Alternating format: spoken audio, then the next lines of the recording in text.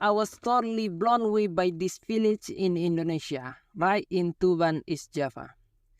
Imagine your regular run-of-the-mill village where people are making an average of around 2 million Indonesian rupiah per month. And then, bam, out of nowhere, like 176 brand new cars suddenly show up, all bought by the villagers. But here's the twist. These guys didn't win the lottery or something. Turns out they struck gold by selling their farmland to this big Indonesian oil company, teaming up with a Russian oil giant. Those lands got sold for dropping prices like billions of rupiah.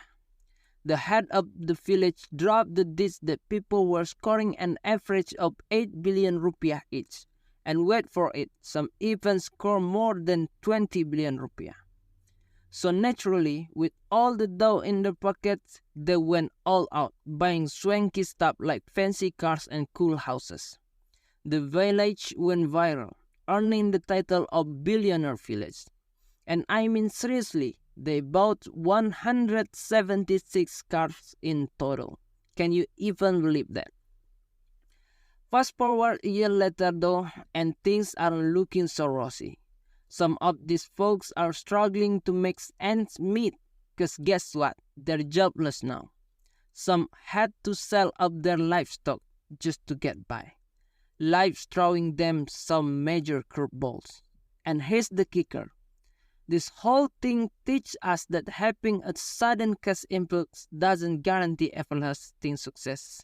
We've all seen those guys who seem like they're on top of the world 1 minute, but then bam, they're drowning in the debt the next. It's all about how you manage your money and lifestyle. Speaking of money smarts, ever heard of Robert Kiyosaki? He's the guy behind the epic book Rich Dad Poor Dad.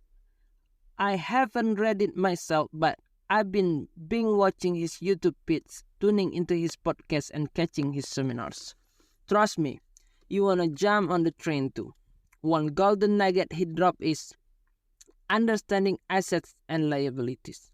You see, assets are those things you buy that actually make your money. Liabilities, on the other hand, are things that cost you cash.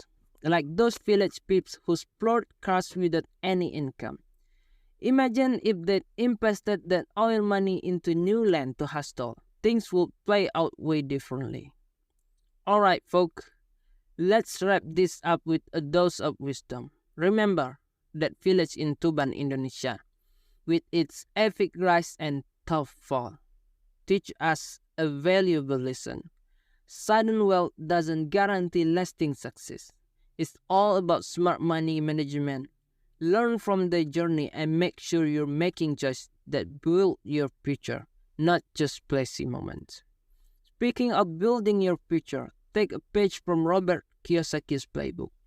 His insight on assets, liabilities, and financial literacy are pure gold. So if you're serious about securing your financial freedom, dive into his resources like Rich Dad Poor Dad, his YouTube content, podcasts, and seminars. Knowledge is power, and your financial journey deserves nothing less. Stay savvy, stay empowered. If you have similar case in your country, please leave a comment below. I'm curious and would like to know. Thank you for watching my video. If you enjoy it, subscribe.